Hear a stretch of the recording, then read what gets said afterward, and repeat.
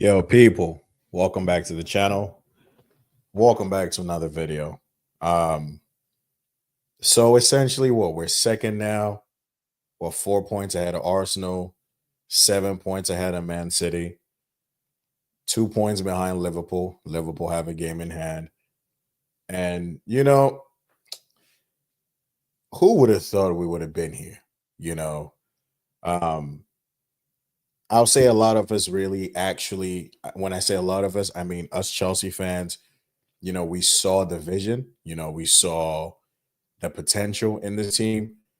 We were definitely gaslighted last year when they told us that, you know, Pochettino should have stayed and this group of players are just not good enough. And, it's all it's just money spent stupidly, poor, squad planning.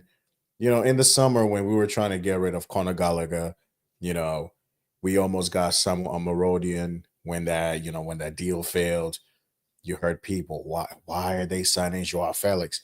Who is Samuel Marodian? Why do Chelsea want to get John Duran? Why are they spending money on Jadon Sancho?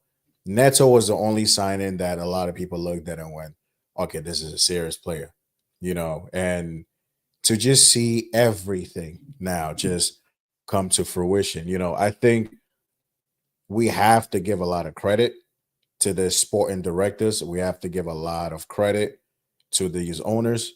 We have to give a lot of credit to the boys, man, because they have been brilliant this season. And big shout out to Maresca as well. I mean, the guy has come in and just transformed us. But you know, last season was a joke.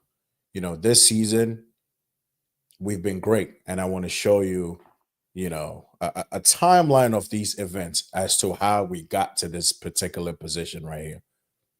I want to show you how and when all of this just started to make sense. And this was August 13th of 2023. August 13th, 2023. This is when everything made sense right here. This right here. This is where you knew this club was serious. This right here is when you knew, you know what, these owners might be onto something. This right here is when you knew eventually we're going to get back to the top. Liverpool came, really jacked up the price all the way to 115. They dropped what, 100 more, and we had to up that bid just so we can get this guy in. And you can't tell me that our upturn in form has not coincided with the fact that Caicedo has realized, yo, I'm him. He's realized I'm that guy. Like, forget all of these hardships I had. Forget the fact that this is Chelsea. I'm Moisés Caicedo. I belong here. And I'm going to show these guys I'm just not the next, N'Golo Kante or, the next regen of Claude Makelele. Caicedo is him. This guy took his time to find his feet when he came, when he joined the team. You could tell that was the first few performances were of a player who didn't really have a preseason with the team. So you could tell everything was a bit too rusty, And once he really settled in his groove, Caicedo was just different. And now we're starting to see a different like dynamic, a different level to this guy. Not only has he regained his form from Brighton, the guy has gone a different level. I have to just for a few minutes just appreciate the kind of player we have right here. I just want to appreciate the good work. Yeah, the good work that these owners have done to this club. Yes, it looked crazy when everything was not making sense. when money was just being spent here, this player was being bought, that player was being bought. But now we're seeing the fruits of the labor. Now we're seeing that, yo, there was a plan, there was a method to this madness the whole time. And Caicedo, and this right here, just when we all saw this, we knew he was home. Look at that. Beautiful. We knew this guy was going to arrive soon. And now that he's here, we're just going to embrace Caicedo. What a freaking player, bro. What a player. Caicedo's a cheat code. If this guy had been in that Liverpool team, they probably win the league 2 seasons in a row. Last season and this season. That guy is a he's a metronome, bro. Bro, I have no words to describe this guy. The performance from Caicedo today was disgusting. The performance from this guy was nothing short of exceptional. You know, now I want to show you the next person that really, really, really just brought us where we're at right now. The next person that has given us that lease of life. When this signing also happened, people mocked us. Yeah, people said, what are these guys doing? You're spending money. You're wasting money on somebody. What is this? Why are you spending money on someone who's barely gotten any game time for Man City? But you just had to be there. Look at this guy as well.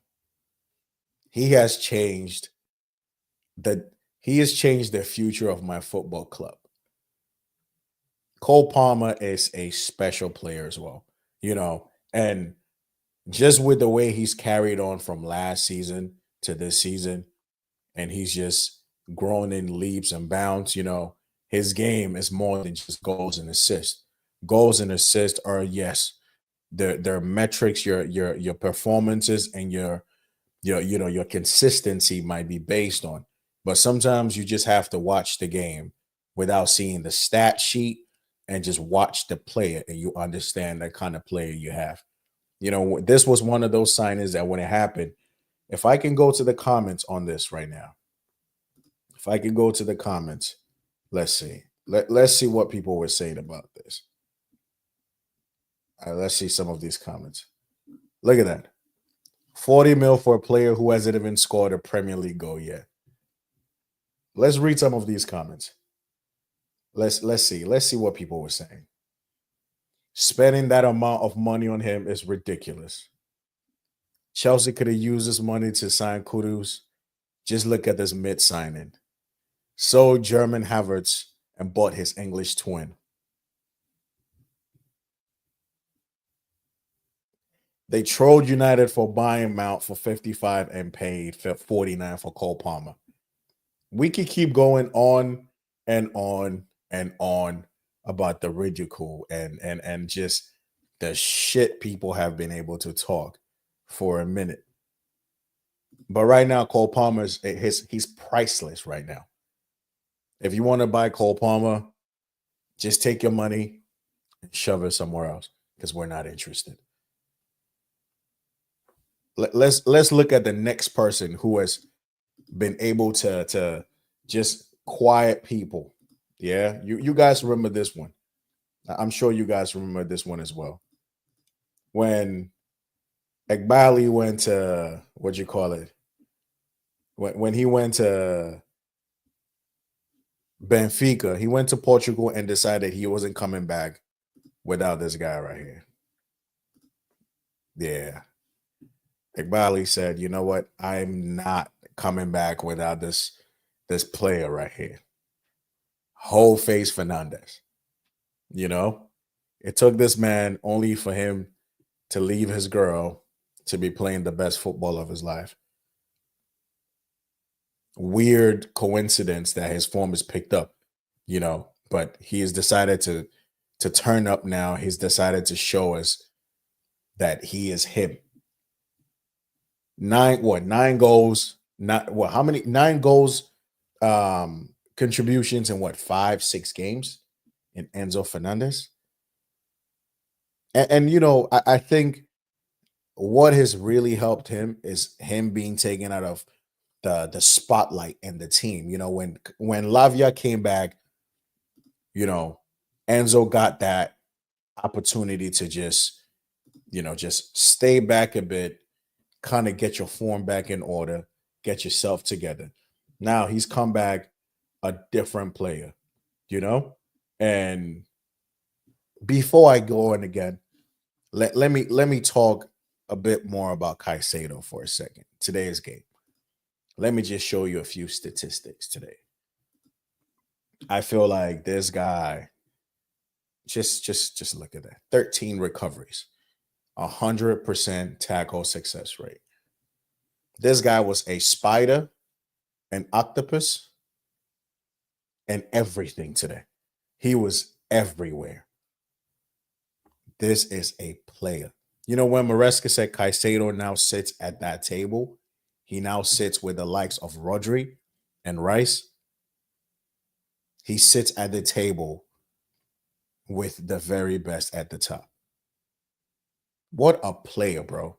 The turnaround from having that diabolical cameo against West Ham in his first game. And Caicedo did look like he was playing with Timberlands that had cement on the bottom of them. He was playing very leggy. Like the guy was just, he was not on it, but he had no preseason. You could just tell he was a bit rusty. But now we're seeing a player in him. And Enzo Maresca, take a bow. Take a freaking bow. From being called a championship manager to being told we should say we're in the title race.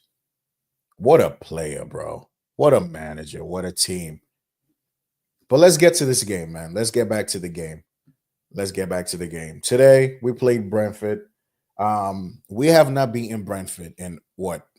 Bar today, we hadn't beaten Brentford in like five games since they've really been promoted back to the league. They've slapped us 4 at a time at home. They've beaten us 2-0, another 2-1. Brentford, I think last season, we had that opportunity to see Sanchez go for a corner and then had to be racing back to try to stop that counter. And we lost that game. Long gone are those moments where we look like a team that doesn't know what to do. You look at the team sheet today. Sanchez started. I predicted, Gusto to come back in for Lavia. We weren't sure if he was injured, what the issue was, but that was the assumption that Lavia wasn't going to play this game. So, no Lavia. Tosin comes in for Badiashile. As per Maresca, he felt something in training. Cucurella, Colwell made up the back 4. Midfield, you had Enzo, you had Caicedo, you had Sancho, Palmer, you had Madueke, Neto was suspended, and then you had Nicholas Jackson. And, when you look at this game today, we legit we dominated this game from starting to finish. We had opportunities after opportunities. If you look at some of the stats from this game, our expected goals was 2.21. Brentford's was 1.61. Total shots, we had 26. Brentford had 9. Shots on target, we had 8. They had 4. Big chances, we had 4. They had 4. Big missed chances, 3 each.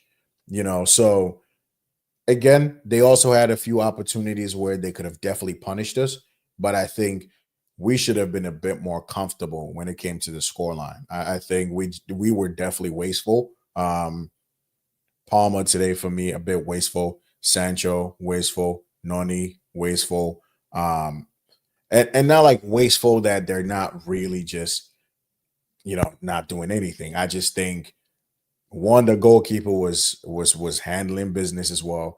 And I just think we weren't clinical enough, but this game was just a domination for me from start to finish.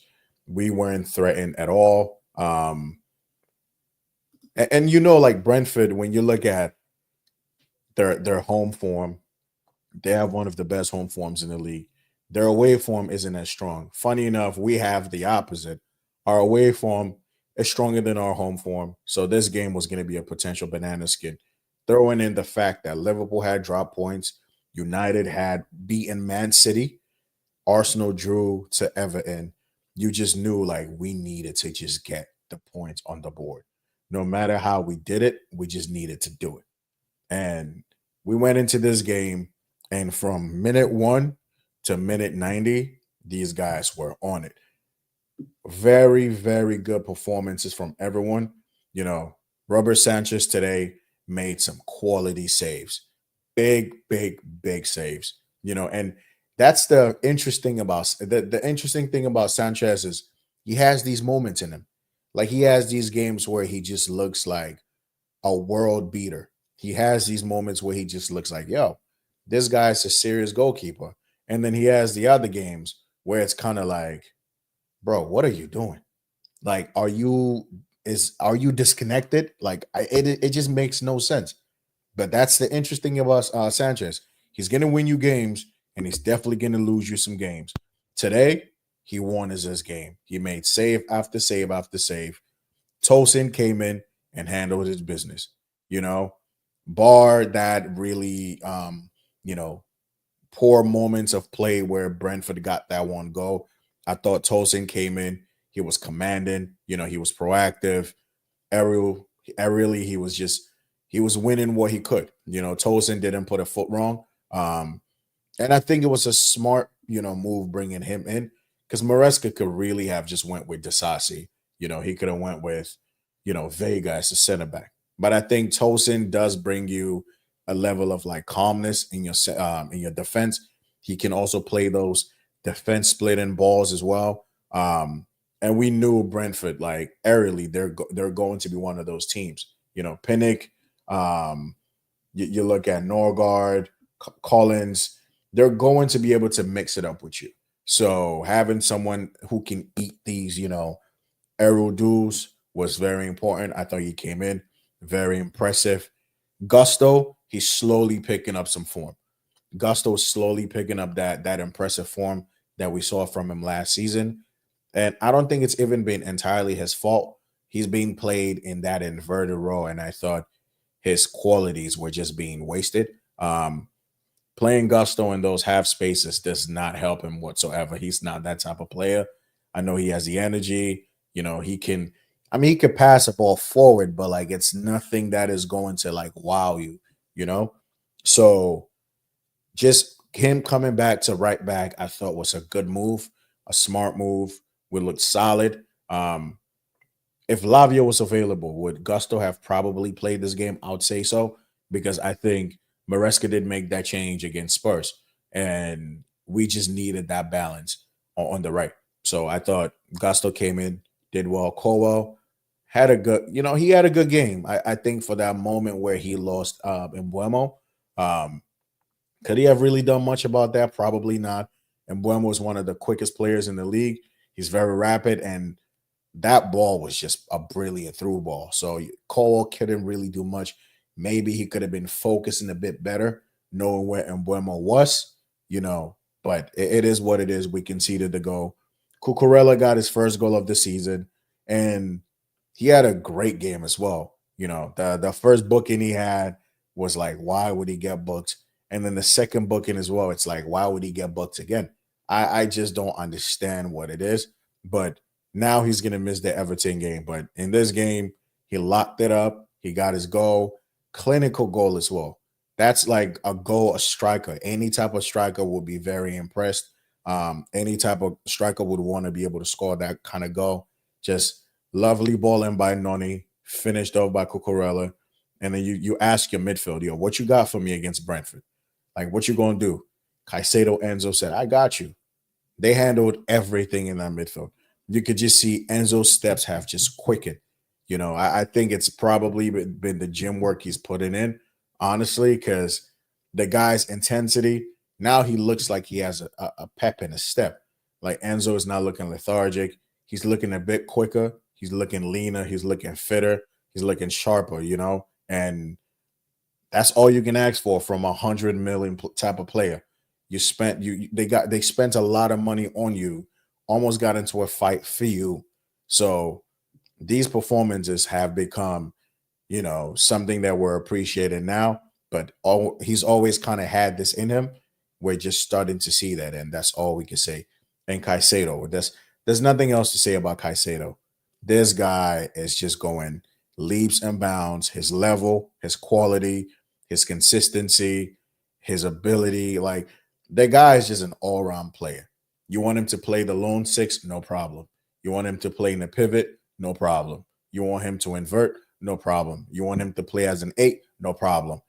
You want him to play everywhere, sure. That's just the level, that he's playing at, and it's a serious level right now. I think the guy's elevated his game to, an even greater level. And we always kind of knew Caicedo had this in him. And now he's starting to show that. So we're just enjoying this ride right now. Palmer had a quieter game, could have had a goal, could have had an assist, but he was still very influential in this game, just lovely feet, able to dance around defenders.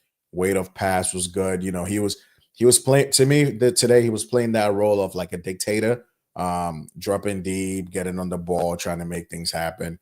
He didn't really make a lot happen today, to his high standards, but it was still a good game from him. Sancho, on the other hand, also had a fantastic game as well. Could have scored when he went around the goalkeeper. He could have done a lot better with that effort as well. But all in all, that left flank is looking beautiful. Enzo, Cucurella, Sancho, that triangle right there, bro, it's just nice. It's really, really nice. There were times when you saw Colwell, playing as the left back, and we crossed the ball into the box a lot in this game. I don't know if it was a weakness Maresca probably identified in Brentford's play, but every time we had the ball, we just crossed that ball in. Hence, we got the first goal, and they just kept. Colwell would get the ball and just cross it in. Gusto, cross it in. Noni, cross it in. We just kept doing our thing. And today, I liked Noni's performance. I thought he was very positive. He was always looking to take on that fullback, and he was not letting him rest at no point at all. Like, Noni has the ability to really be one of the very impactful wingers in this league. I think he just really has to want it, but I think he's a great, great, great winger. What you want from a winger: beat your man, create chances, assist. He had a few runs this season where he wasn't getting assists. I think now he's got like 3 assists already, adding to 5 goals, and the output is getting better, and the team play and just the chemistry is also getting better. I love this performance today. I wanted him to get a goal. He didn't get it, but you know what?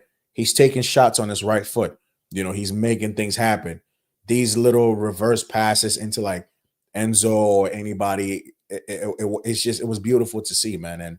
And I'm really just happy that we have high level wingers that are willing to make things happen.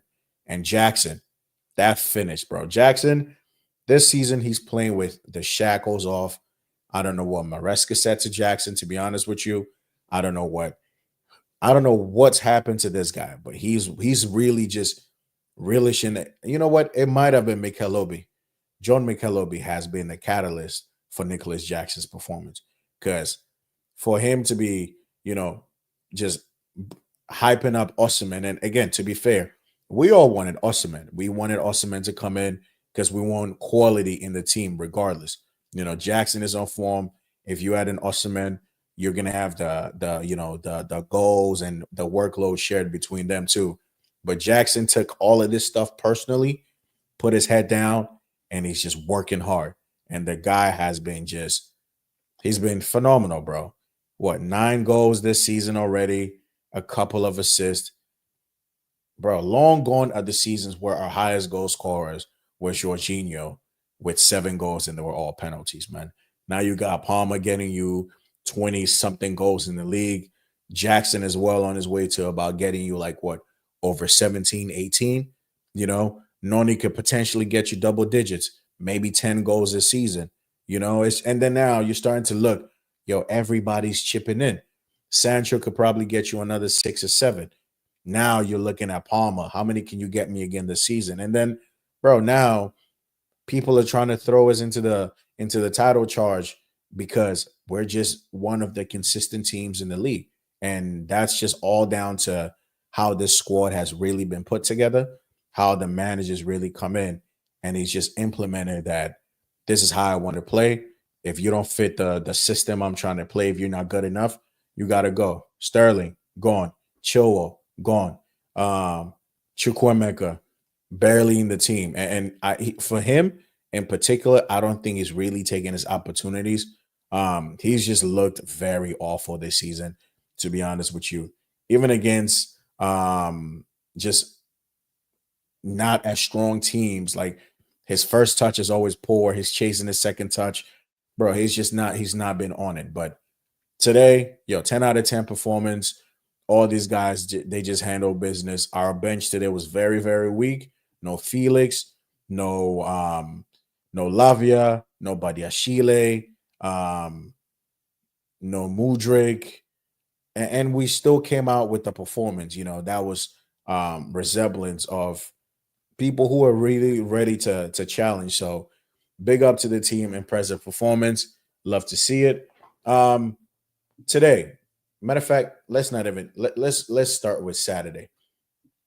A few good games as well on Saturday. Arsenal, Everton. Arsenal were held down to a 0-0 score line with Everton. If you look at the stats from that game, expected goals for Arsenal 1.22. Everton, it was 0.09. Arsenal had 13 shots. Everton had 2. Arsenal had 5 shots on target. Everton had 0. Arsenal they one big chance they created. They missed that big chance as well. And you could just tell this was a game where Everton were just prime shithouse. Everton just came to just get a job done, and it's just, you would have thought this was the game that, with Odegaard and the form he's been in, and with the form Arsenal have been in the last couple of games, this would have been a comfortable win. This isn't Goodison Park. This is the Emirates. So playing at home in front of your fans, you're expecting Arsenal to go, slap about 2 or 3 past Everton and just keep their momentum going. But no, they were able to not do much, drop 2 points in the title charge. And now the question would be, can Arsenal really, really, really win this league? Like, this has been a perfect opportunity for Arsenal to be able to win the league. Man City drop off has been nothing short of surprising. I don't think any of us saw this shit coming, for Man City to be winless and to have 1 win in their last 12. I don't think, and nobody would have woke up and put that kind of bread on Man City to be shit this season. But this is the reality. And Arsenal, I don't think, have done enough to capitalize on that. Liverpool have honestly been, the best team in this league this season. Well, how many games have they lost? Maybe 1 game all season. So in Arsenal's defense, Liverpool have just stepped it up. But this was Arsenal's title to challenge for now. Liverpool's dynamic and the situation was new manager, Slot coming in, no signings, just Chiesa, Arteta, 6 years, 5 years deep. You have to do a bit more than this Liverpool team. And for me, I don't think they've done enough.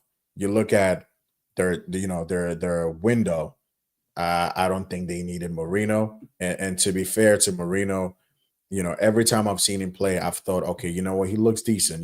He doesn't look bad, but that midfield is very unbalanced. It was supposed to be Rice, Mourinho, Odegaard. But Thomas Partey, he's been their best midfielder, to be honest, this season. So He gets in the team.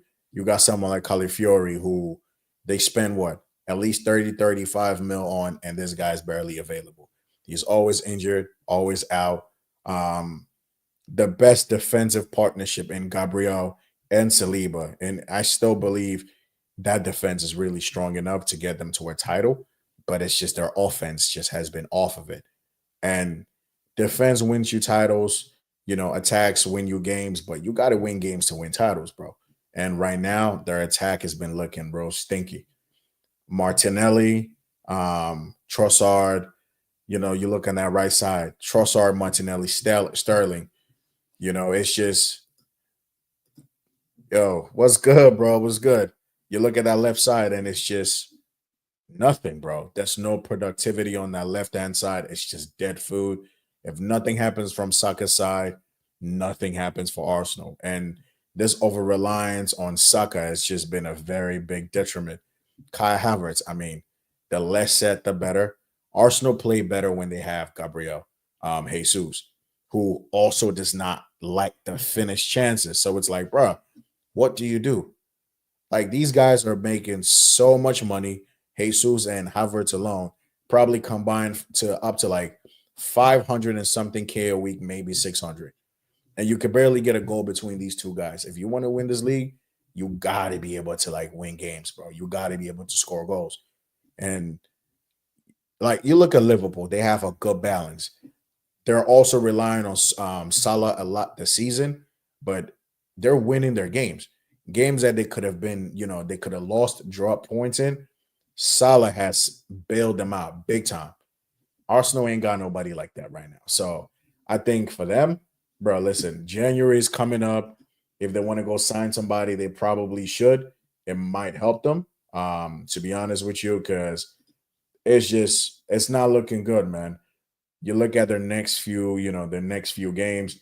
They got Palace away. I think they should beat Palace away, but it might not even be that easy.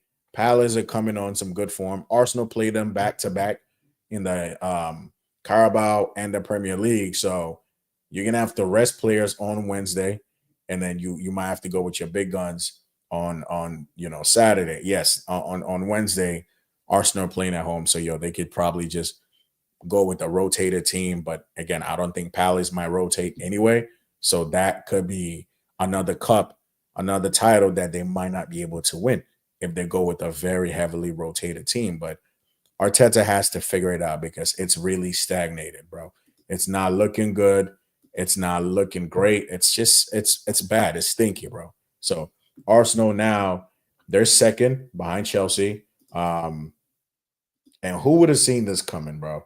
Who would have seen this coming? They got 30 points, plus 14 goals, 15 goals conceded this season, 29 scored. So I mean, they're still doing their thing, but it's not been good enough. So Arsenal, they got to step it up.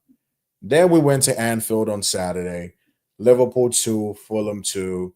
Um, Liverpool played the majority of that game with 10 men, potentially could have even won that game and could have lost that game as well if Fulham really patterned up, because Fulham at some point just were playing like the team. They were down by 10 men. I said I was doing that watch along on Lewis's channel, and I said, yo, if this game was away at Craven Cottage, I think Fulham probably win this game. But when you go to Anfield, it's different, bro. I think Liverpool right now, with the way they move, they could be playing with 9 men. They'll probably still give any team a game. So I think it was a good draw for Fulham, not a great result for Liverpool, because at one point Liverpool could have won 9 points or 11 points above everybody else, and that would have really been title over and done, honestly, to be fair. But they've started to show some cracks a bit, and that's the thing.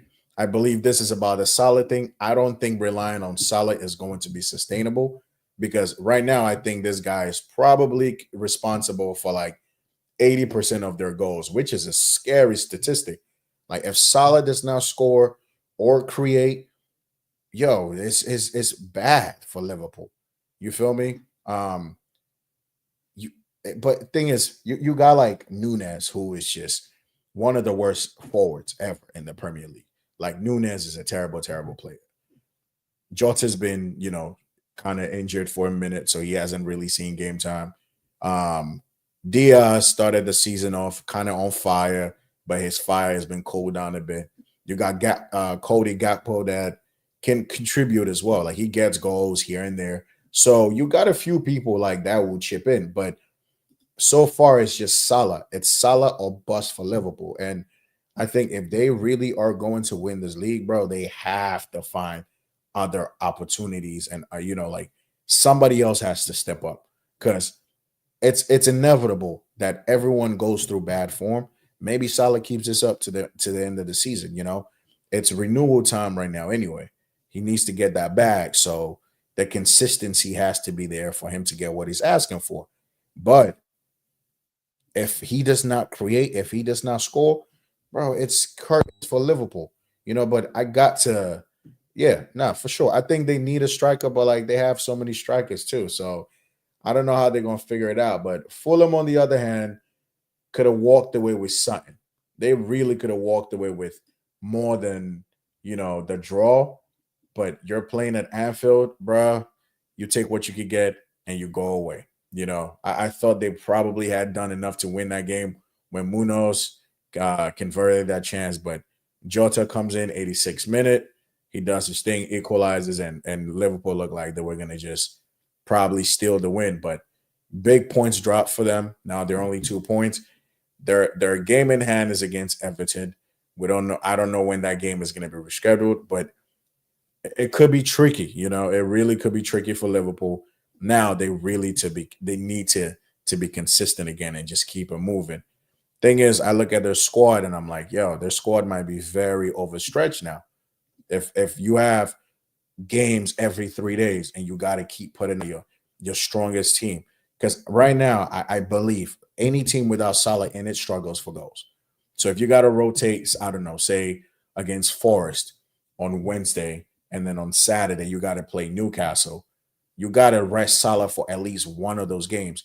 You could play him for both games, but I think you taking a risk of this guy just not being available for a minute. You still got to protect the guy. So you take out Salah in this team. I'm like, who's going to score you the goals? Who's going to create? Szoboszlai does not get enough goals. Cody Gakpo just is patches. Nunes, the less set, the better. Jota could be that difference maker, but barely fit. So I think come Jan, they definitely need to go in the striker, like Solomon said, get a striker, probably get another midfielder too, and then just see how their season goes. But they're still my favorites for the league. I don't see Man City coming back from that big of a hole. I just think they will need a whole season to kind of reset and come back to it. So it's really between Liverpool and Arsenal. For us, top four is the goal. You know, we're just chilling right now. We're the chill guys, just trying to get 40 points at the end of the season, avoid relegation, and be able to sign Sancho for 20 mil if we finish about 14th. That's just all we're trying to do. So we're chilling right now. But Liverpool and Arsenal, over to you. Newcastle slapped up Leicester City. I mean, it was inevitable. A lot of teams don't go to St. James's and come away with the result. That's that's one of the grounds that I least like to see my team play at because they turn up, bro. Like they turn up at St. James's and they will violate you any way possible. Like Isak will miss chances and still will walk away with like a goal or two. That's the that's the beauty of that Newcastle team. Gamares is always going to be Gamares. He's going to run the game. You getting Tonali involved a bit more now as well. You getting Murphy on the score sheet. Could have had a hat trick. And they're picking up a little bit of form as well. So I think Newcastle, when I look at them in the table this season, surprisingly they're 12th. I had them a bit higher, to be honest, but it is what it is. The league this season has been very, very competitive. So they're gonna have to also be very consistent to make like a top six, top eight kind of push because no team is really slacking now. Forest are stronger and they're hard to beat. You got what's this team? Brighton are also stronger as well. Every team is really doing well now. So you got to be on it. Wolves, Ipswich. Wolves lost again. Um, their coach was fired today, and it's just looking like their form is not going to pick up anytime soon. Wolves currently are 19th, alongside Ipswich in the relegation zone. And to be fair, them, Leicester, Ipswich, Wolves, and Southampton, they look like the four teams that are all they're going to be down there for majority of the season. I think they're going to really have to battle it out. Will Leicester have enough to kind of steer away from it? I would assume so because they have maybe better players. You look at Vardy and DD, Buonanotte, you know, their fullbacks as well. James Justin, Harry Winks. You just feel like Leicester might have just a bit more quality than these other teams. But right now, it's all these teams in the relegation zone. I know people wanted to put Everton in there as well.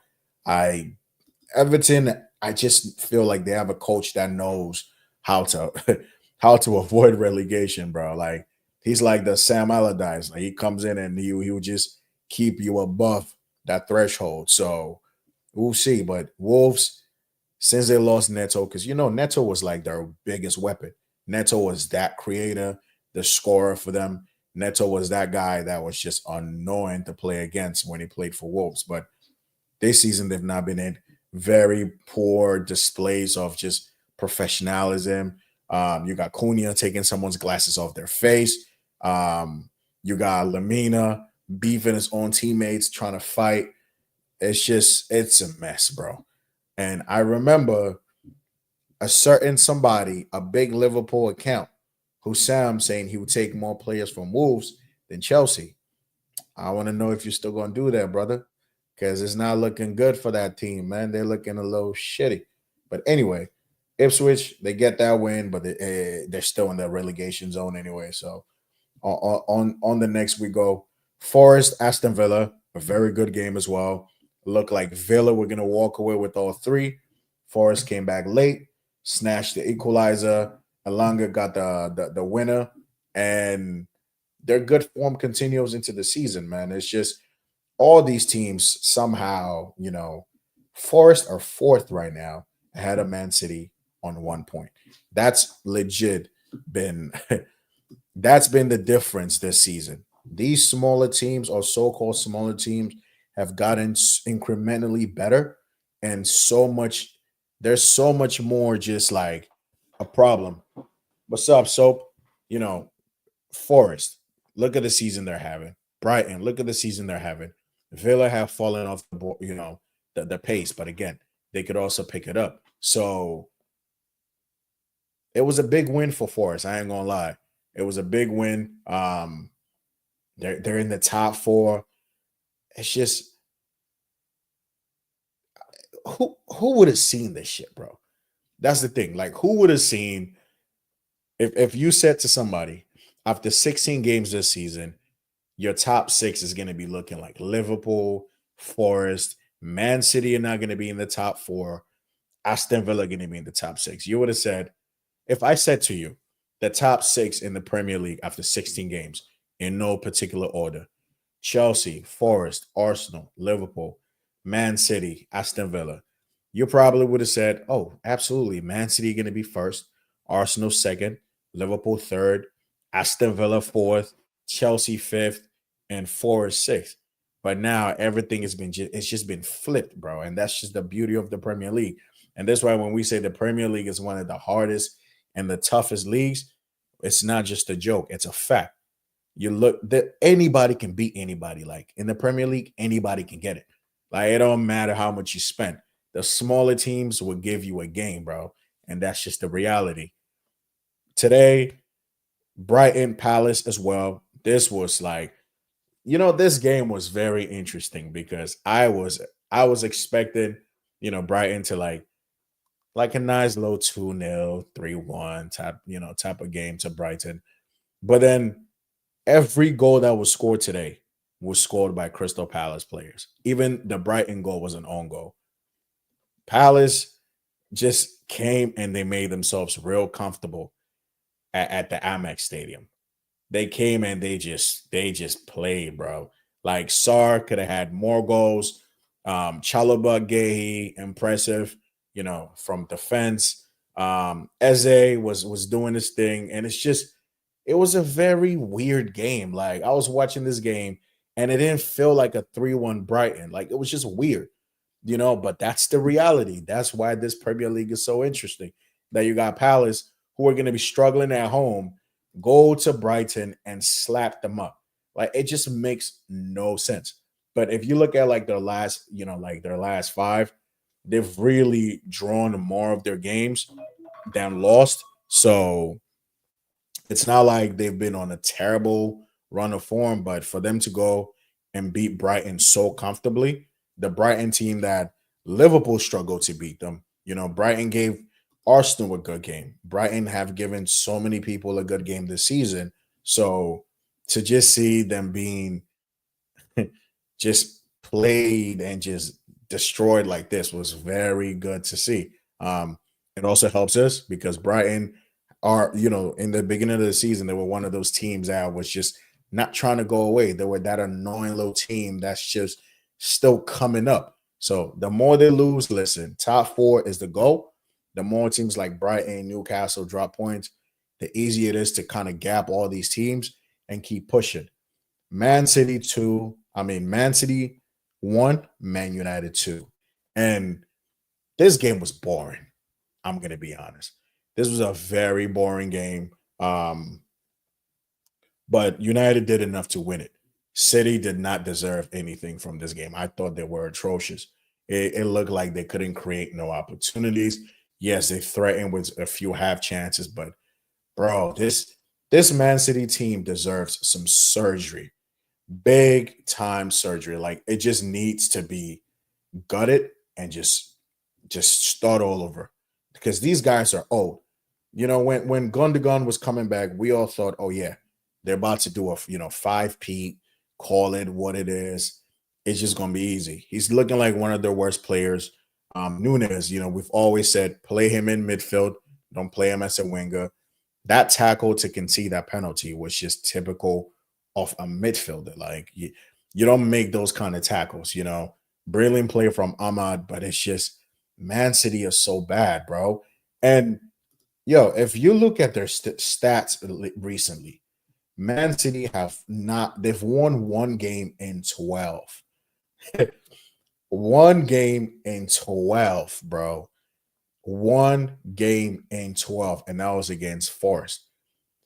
How how has Man City lost to Tottenham, Bournemouth, Sporting, Brighton, Spurs, Liverpool, Juventus, United? It makes absolutely no sense. Like this makes no sense.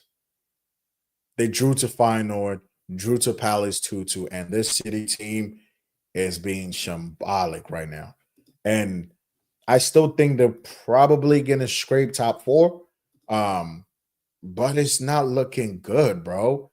I don't know how, and it's so sad. Like, we got the City that was just stacked in the beginning of the season.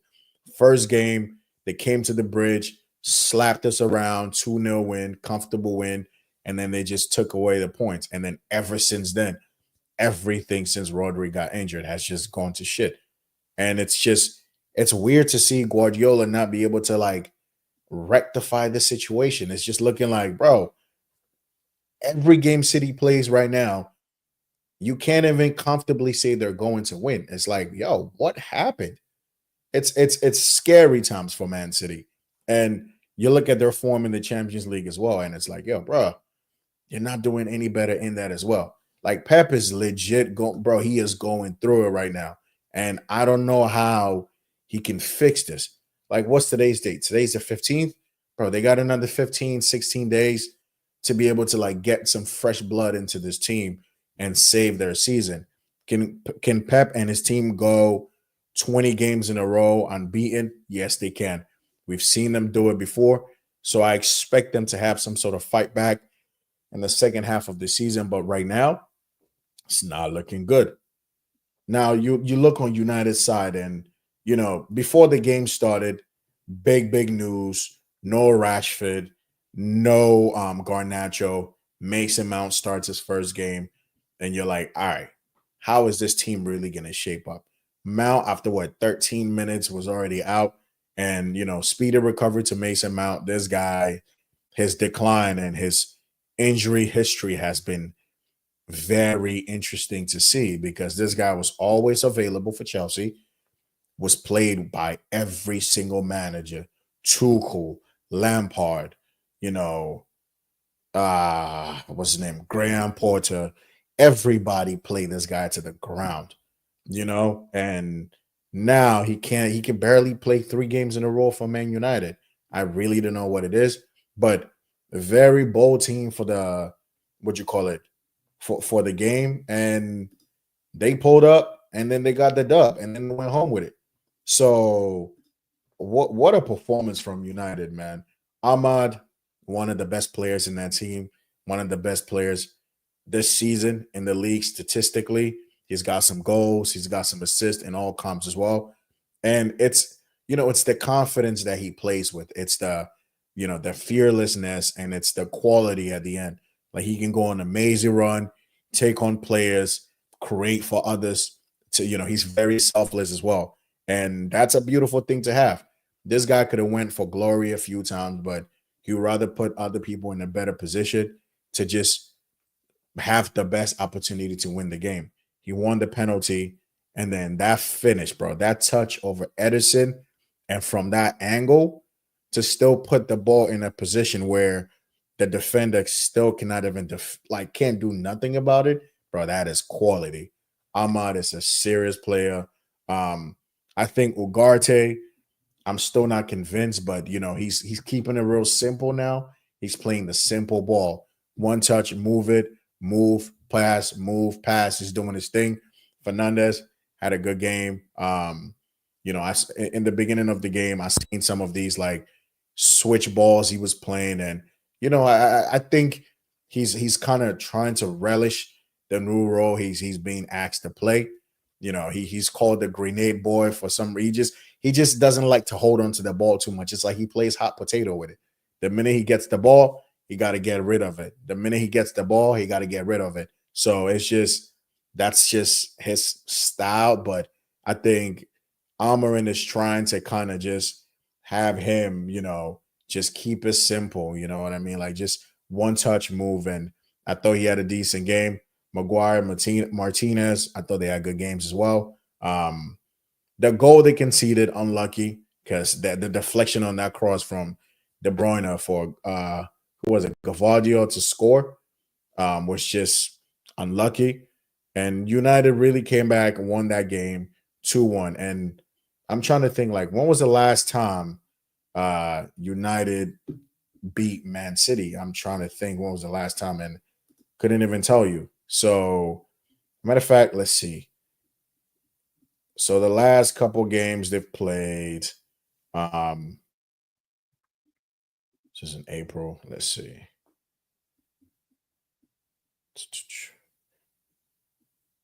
I mean, for the most part, Man City has been winning a lot of these games.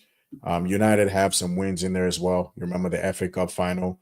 United put City to the sword, but it's just what a performance, yo. And Almiron is he played Pep in Portugal, did him dirty, came back to England, did him dirty again. So it's like right now, Almiron got Pep's number. We'll see if Pep can turn it around, but a very impressive win for United, which kind of still leaves them in 13th. And funny enough, this used to be how we were last season. No matter if you won a game, you drew a game, or you lost the game, you just stayed in 13th. You just stayed in 12th, which is tough to see because after a performance like this, you're expecting to see your team just shoot up the table. But they're still down there. But if they keep on racking impressive performances like this, and you keep getting a few wins, and that's the thing, a few wins, you're in the top 6. Because you look at the difference between all these teams, from Liverpool, 36 points up to like, say, I don't know. I mean, it's a big gap, to be honest with you. But not even Liverpool. Let's not look at Liverpool. Let's just say United up until Villa, up until fifth.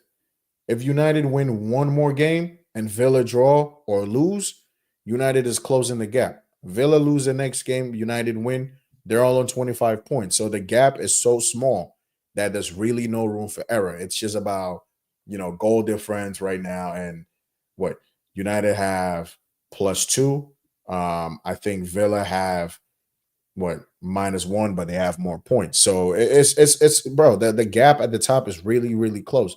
It's nothing too big. Like it's right there. United win a couple games on it. They're right there. So it's just keep winning, and you'd come right back up in the table. Spurs today, Southampton, I think they have to let that coach go, bro. Like, there's no reason this guy still has a job. Like, you cannot play the same way against every single team. You can't play that risky build up from the back. You ain't got the players to play that system. Bro. Oh, never mind. I didn't even know. He's fired. Great. Because, bro, you cannot play the same way against everybody. Bro, you ain't got the players to play this expansive type of football. You don't have it, bro. You don't got the quality to play it. Bro, be the team that is just annoying to play against. Back five, another bank of four, one guy on the counter, and just try to get some points. Bro, you're last in the league, essentially, aren't they? Southampton has to be the 20th team in the league. They have to be the worst team in the league. Yes, you have 5 points. Bro, how you got 5 points and you're still trying to play fancy football? You really should Southampton should be playing the game Arsenal's playing right now. The way Arsenal's playing, that should be Southampton. Bro, stink up the joint, set piece goals, boring football, and that. Like, that's just what they need to do.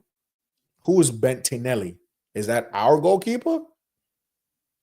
But like, they have to they just have to forget this nice, bro. Go route one. Make yourselves hard to beat, man. If you got to play 6 defenders, play 6 defenders. Bro, you got 5 points. There's no reason you should be trying to play tiki-taka, football against Spurs. Like, Tottenham have a very good pressing team if they really could get it together. So, oh yeah, I figured that was him. So if you can, wait, is he on loan at Southampton though? I thought we still had Bettinelli. Interesting. But if you can just make yourself hard to beat, bro, do that. Like, don't make yourself.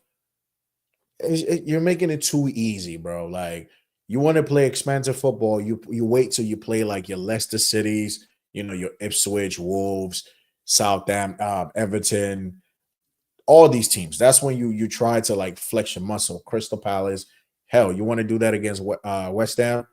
Do that. Oh, Shamrock. I'll play Jorgensen, man. I think Jorgensen is really starving for minutes. Play him, honestly. Bettinelli is just the guy that if we really, really like are not trying, like maybe Bettinelli should have traveled for the last away game, but I think Jorgensen for me, bro. I want to see Jorgensen still kind of involved. But if you want to play Bettinelli, I ain't never mad. Play Bettinelli, play what's his name, Saki and all these guys. I mean, shit, it really could be just all vibes, to be honest. Like, play them. But back to Southampton, bro. They just, I don't know. Like, I know they're definitely gonna lose Tyler Diblin for sure. Because if you look at that team, it's not really any good quality in there. Diblin, he could move on somewhere else. Kyle Walker-Peters, I think he's another solid, fullback option as well that, a team like a Tottenham should be looking at. You know what I mean? Diblin, United could do it a dribbling, you know. Shit, at this point, even Man City could do it a dribbling. With the way he carries that team forward, they really could. Arsenal could do it a dribbling, bro. Like, I don't know. A lot of teams, mid-level teams, could definitely do it a dribbling. You don't want Brighton getting this guy and just imagine Brighton get dribbling and they just improve, bro.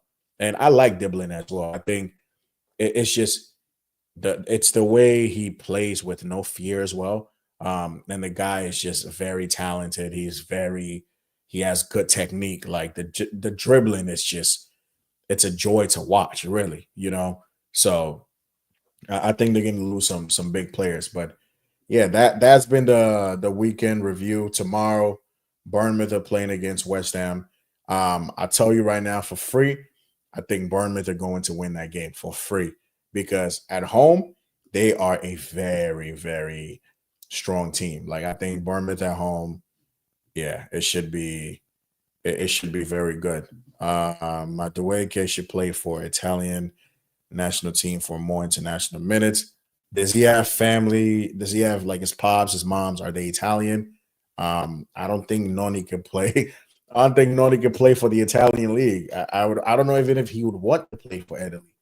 I know they don't got no wingers, but like it's a whole country, bro, and they have a whole league. Surely you can find four wingers out of the whole Serie A to play for the Italian national team. You can find just four, bro. You know, yeah, I mean, yeah, he could get an Italian visa, but nah, nah. I don't think that's gonna happen. I think I read something like that we had Dublin and then we sold him because he was homesick. He was in our academy, wasn't he? But the guy is a baller, but we don't need Dublin. You got Esteval coming. You still got Pedro Neto. You got Noni. You got Jaden Sancho who can play on that side. So I think we're good on wingers for now. Um, let's try and build our team of the weekend so far. Yeah, team of the weekend. Um, let's see. And I'm gonna need your help in the chat, bro, because I have a few options that I think could be definitely should be definitely getting a shout for this. I'm just gonna go 4-2-3-1. Let's keep it simple. Go. Give me one sec. Okay, so let's do team of the weekend. I think we've seen a few good guys. Goalkeepers this weekend. Who you want to give it to? I'll probably give it to um Pickford because I think getting that clean sheet at Arsenal, even though I know Arsenal didn't create much, um, just for the fact that he kept a clean sheet, I might go with Pickford. I thought Sanchez in today's game really made some good saves as well. Um, Martinez actually made some decent saves as well. So I'll say Pickford just for the shithousery of it. He gets a run. Now fullbacks, who we talking? Who we're talking fullbacks? I want to say Mazraoui. You know, he put in a good shift against Man City. Um, trying to think who else really could get a good shout. You know, center backs who we're going for. Um, so wingers, I'm gonna go. Actually, forward, I'm gonna go Sar. I think Sar had a very good game. There we go, him. You know, Cucurella got sent off, so I don't want to be like all sentimental, but I thought he was pretty solid. You know who I'm gonna go for? Left back, Robinson, Anthony Robinson. This guy is a serious athlete, bro. Up and down that flank was immense for Fulham. I thought he definitely kept Fulham. He kept them motoring forward. So I gotta go Robertson on that left. Trying to think who else you think we could go for right now. Let's see. Let's see who else can be a shout. Let's see who else can be a shout. Let me see who else can be a shout. Let's see. I mean, Dean Henderson. Matter of fact, nah. Let's go with Dean Henderson because I thought Dean Henderson was unbelievable as well for Palace. Dean Henderson was unbelievable. But I want to give it to Pickford just because, he got those points for Arsenal. So let's see. Who else can we go for?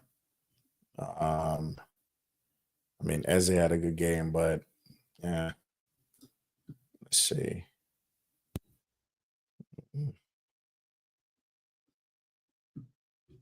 Let's trying to see the defenders we could go with.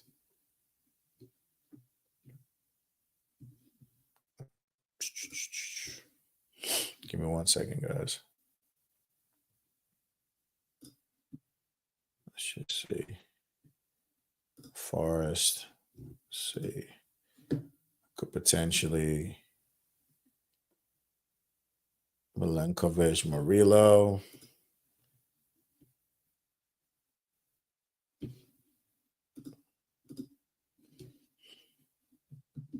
So I'm gonna put Hall on the right. Let's just do Hall. There we go. I'm gonna play Robinson left back. I'm gonna do Lewis Hall right back. Madison gets a brace, so let's put Madison into this team.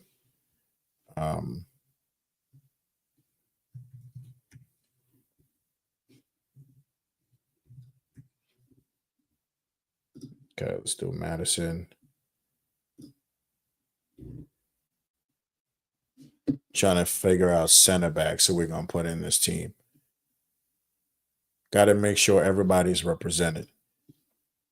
So let me go with Chalobah. I thought Chalobah did pretty well as well. Chalobah is one of those guys that this season, Chalobah, I think when he comes back, he probably doesn't have a future at Chelsea. But hey, who knows? I think he'll probably get sold. But let me do Chalobah here because I thought it was a very big performance against Brighton. The way they just handled that. Ahmad definitely. Oh yeah, I can't even forget about Caicedo. Diallo has to be left wing. Where is he? Ahmad Diallo.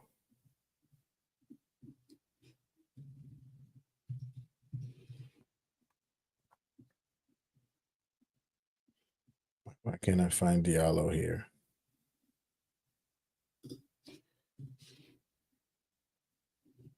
There we go. Got him. Diallo. Midfield. Caicedo as usual. Caicedo this season has just been a staple. He's just been solid, bro.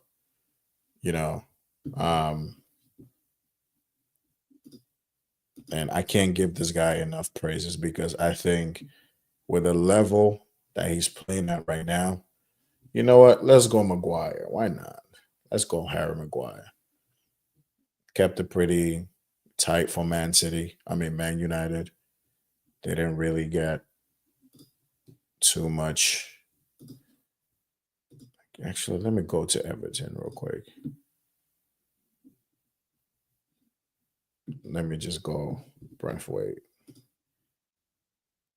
We'll go for Brentford for the sake of it. There we go. Keeping a clean sheet at Arsenal, it's not for the weak. So for you to go and boss it up, yeah, you did your thing. Let's see. Anderson was actually pretty good. So I'm going to do Anderson from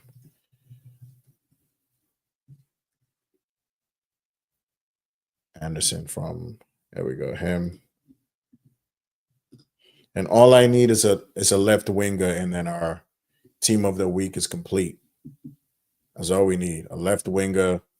Team of the week is complete, and then I'll pull it up on the screen, and you can let me know what you think of the team and who you think should probably have gotten into this team. You know, why not? Let me just do Bruno Fernandez because I think Fernandez was he was key to what United were trying to do. Let's see. Let me do Murphy on this side. Murphy. 2 goals. You deserve to be in team of the week. There we go. So, team of the week this weekend. It's gonna be on the screen, and you let me know how you feel. Who you think should have been here? But that's my team of the week. Pickford for that clean sheet against Arsenal. I got Lewis Hall, right back, Chalobah, Brentford, Robinson, left back, Caicedo, Anderson, midfield, Diallo, Madison, Murphy, and Sar. This is my team of the weekend. And you know what's so interesting, bro? This team looks like one of those teams when you look at maybe like yeah, this looks like a mid team, like a mid team. Like I don't know how to describe it. Like a team from like without Caicedo. You know, it looks like a team that you see from like eighth to like 12th. That this is what this team looks like. But this is my team of the weekend, and this looks like a team that would definitely most likely finish 19th. No, one at 19th. I think 19th is a bit disrespectful. But I think they probably finished like 16th, 15th. Like this looks like that kind of team. Pickford and goal, Chaloba Brathwaite as your defensive partnerships, bro. That does not strike me with any level of confidence. I'm gonna keep it a buck. At least your fullbacks, you got some creativity in your fullbacks, and you got Caicedo in midfield who can do a job, who will do a job. Anderson, he's very what's the word? Dynamic, he'll work hard in midfield. Diallo, special player. Madison, he's found his level. Murphy, good goals. And this weekend, Sar was just terrorizing that Brighton defense. But this is your team of the week. And let me know if you feel like anybody deserves like an honorable mentions on the left side. I'll say Noni, decent performance. Cucurella, definitely could have been in there, but for that performance by Robertson, I had to put him in there. I thought Fulham's center backs, you know, even though like their stats don't show it, I thought they did pretty well to only concede 2 goals to Liverpool, because Liverpool, when they turn it on, they could turn it on. Right back, Mazraoui could be an honorable shout as well. I thought he kept it real simple. He kept it real steady. He kept it moving. Um, Isak, that didn't do enough. He just kept missing chances after chances after chance after chance. So this is my team of the week. Now, I wanted to bring something up real quick because I remember when I started this season, I did like this prediction. I did a prediction video, and if I can remember correctly, I had a very interesting take of where we could have finished this season. Let me see. Let me see if I can find it.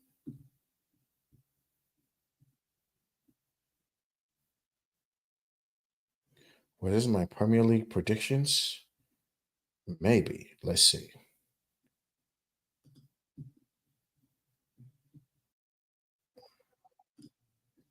Let's see.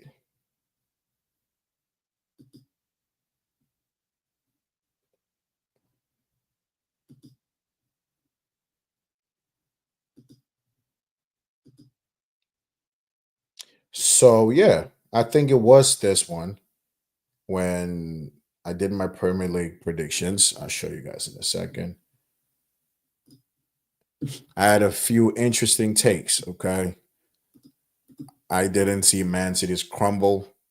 I didn't see them moving this shaky, but this was my. If you look at this was my predicted what you call it table for the season. Um, I had Man City finishing first, Arsenal second, Liverpool third, Chelsea fourth. You know, I was always hopeful that we would be in the top four. Um, I had Villa fifth. No, I had United fifth, Villa sixth, Spurs seventh, Newcastle eighth, West Ham ninth, Brighton 10th, Palace 11th, Brentford 12th, Wolves, Forest, Bournemouth. So this was my predicted um so far where teams are going to finish. Now, I'm looking at this and I'm thinking I did get, Chelsea fourth, now we're second. City's what, sixth, fifth, whatever. Um, but I had an interesting theory at this point of the video where I did this. So I went with Chelsea second, Arsenal third. I went Liverpool fourth, and I went with Man City first. Now, I think Villa are in the top six. Correct me if I'm wrong. Villa are in the top six. The only difference right here is United and Forest, and also Liverpool. But so far, I kind of have Leeds, disregard Leeds, because I don't know why I put Leeds there. But so far, my top four, I've gotten three out of the four right. I have us in second, which even when I did this video, I was like, bro, I really might be tweaking. I said I might be on something, but I just had a weird feeling that we either came second, okay, or we either came fourth. Now we're second. Can we stay second is the question, but it just goes to show that sometimes you just have to follow your intuition and believe in yourself because there's absolutely no reason I should have put it second. Disregard everything else on the screen and just focus on us being second for now. There's no reason I should have said we would have finished second, but here we are, and we're looking like we really, again, we're not in the title race. So if people try to press you into it, just be like, nah, we're not. We're not in the title race. We're just chilling, We're just competing right now. But it was just very interesting that I had that epiphany and I was like, yeah, we might actually finish second. And so far we're looking like he said title charge. Now, yeah, I think if we improve the defense, potentially, but right now it's too soon to say title charge. Way too soon.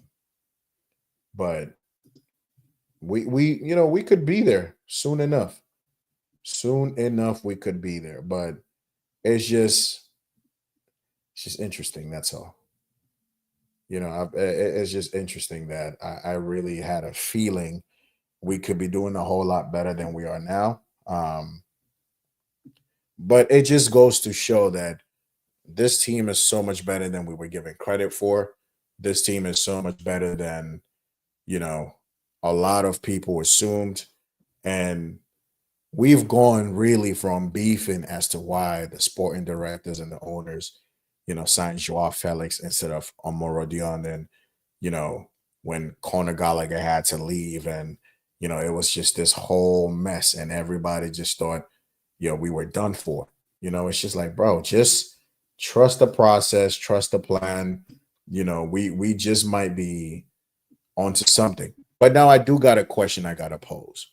Should we recall Andre Santos in January? like Lavia has been great this season, but I'm not feeling the injury issue. Like he comes, plays 5, 6 games, is out again, and if you're trying to solidify that position, top four, surely you want to have midfielders available. Your Lavias, your Caicedos, your whole face Fernandez, um, and just keep it moving. So what do y'all think? Like, should we bring, Ogochukwu back or should we bring Santos? Like, I think Santos, because he's been killing it at Strasbourg, you're tempted to kind of give him that season or this season to just develop.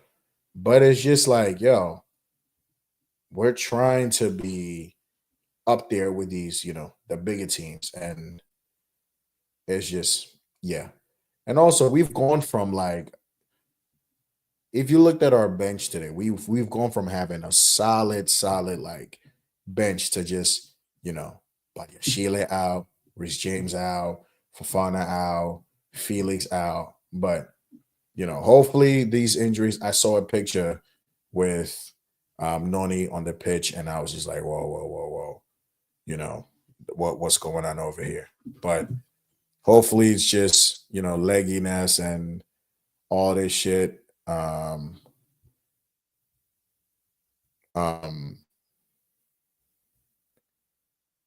but yeah, we should hopefully we're fine. Enzo, since 7 assists in 7 games has been very impressive as well. I think when he was out of the team and I like I said, Lavia came in, I thought defensively we were definitely a bit more solid. Um, but again, you could say we weren't going forward enough, to score goals, and now we're doing a bit of both. But just look at the this is all it's about. This right here. This is this is where we belong.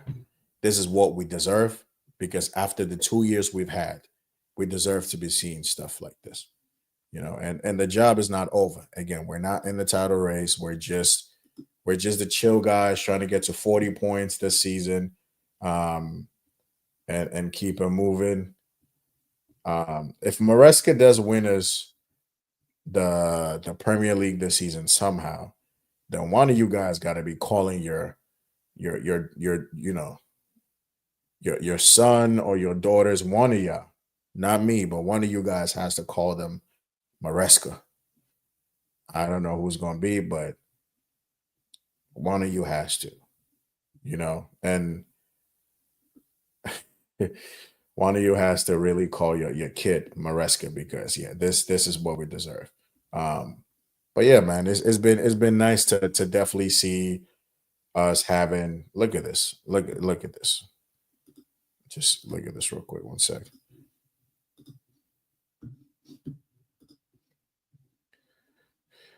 34 points after 16 games. Last season we had 34 points after 24 games. So this just shows you that we really just we need to get Poch back in and fire his ass again because absolutely not. Crazy thing is if you call your son Enzo, you could either go Fernandez or you could say it's Maresca. Either way, you're up. Either way, you're up, bro. But yeah, Pochettino definitely is just this guy really had us believing we had a bunch of scrubs. No, actually, sorry. He didn't have us believing because we knew we didn't have scrubs. He had other people believing, we had scrubs. But this is where we're at. Just this team, it's getting better, and I want to run that Caicedo. I want to run this clip back one more time.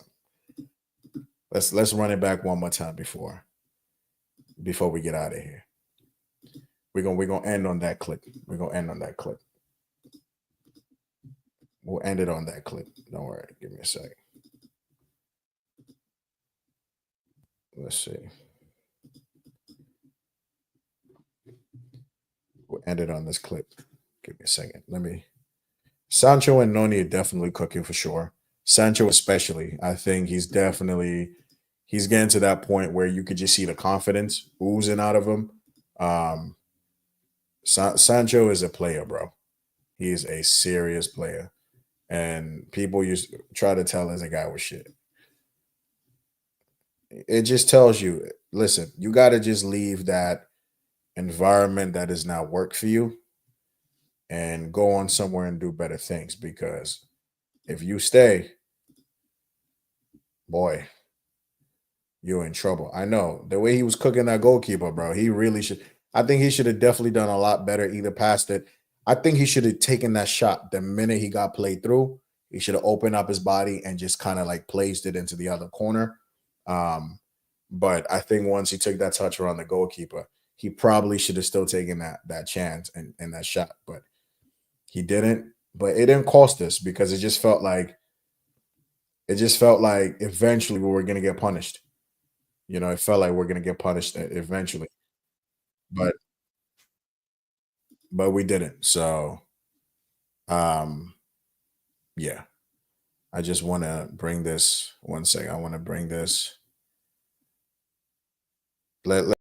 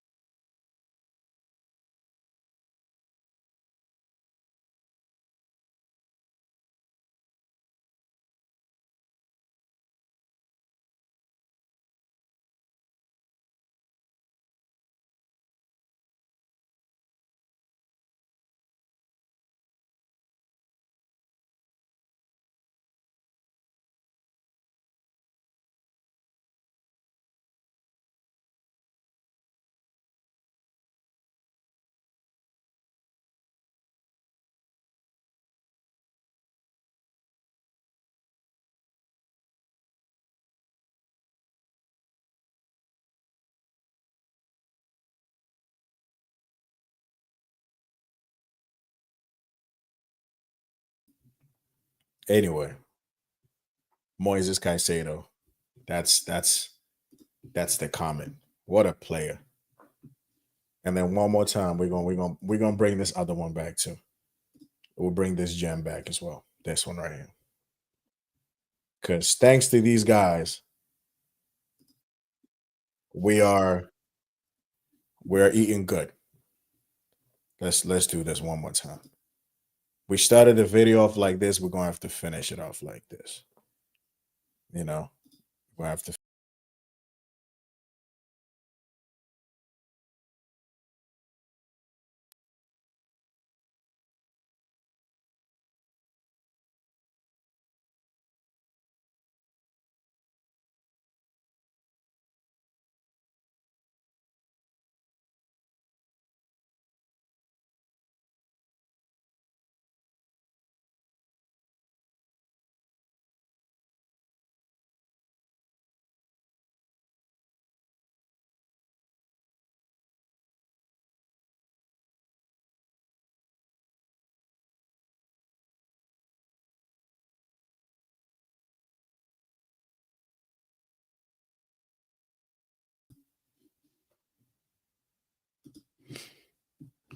And I give you the final one. Because why not? Why freaking not, bro? Why not? We deserve this. We deserve this and more. We deserve this. Why not? This is the final one because we do deserve this. And I got to give them their flowers because they're turning up big time. And